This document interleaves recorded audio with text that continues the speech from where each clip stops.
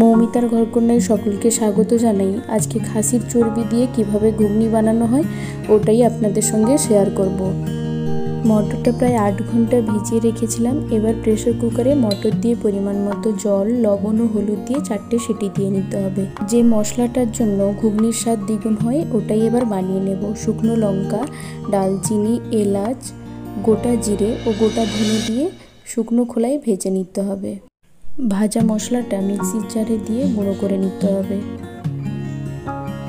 এবার কড়াইতে সাদা তেল দিয়ে কেটে রাখা আলু দিয়ে ভেজে নিতে হবে। আলুগুলো ভাজা হয়ে গেলে ওই কড়াইতে সামান্য পরিমাণ সর্ষের তেল অ্যাড করে গোটা জিরে ও একটা তেজপাতা দিয়ে দিতে হবে।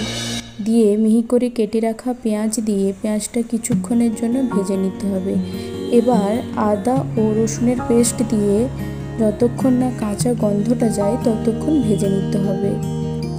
কাঁচা লঙ্কার কুচি ও সমস্ত গুঁড়ো মশলা অ্যাড করে নেড়ে চেড়ে টমেটো কুচি দিয়ে বেশ খানিকক্ষণ কষিয়ে নিয়ে লবণ ও খাসি মাংসের চর্বিটা দিয়ে বেশ খানিকক্ষণ কষিয়ে নিতে হবে।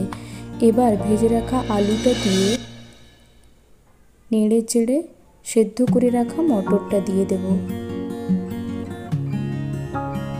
সব কিছু ভালো করে মিশিয়ে নিয়ে সামান্য পরিমাণ জল অ্যাড করে কিছুক্ষণ ফুটিয়ে নিয়ে ভাজা মশলা ও ওপর থেকে ধনেপাতা কুচি ছড়িয়ে নামিয়ে নিলেই তৈরি খাসির চর্বি দিয়ে ঘুগনি।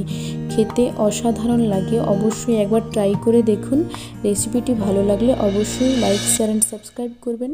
দেখা হবে পরের নতুন একটি রেসিপিতে।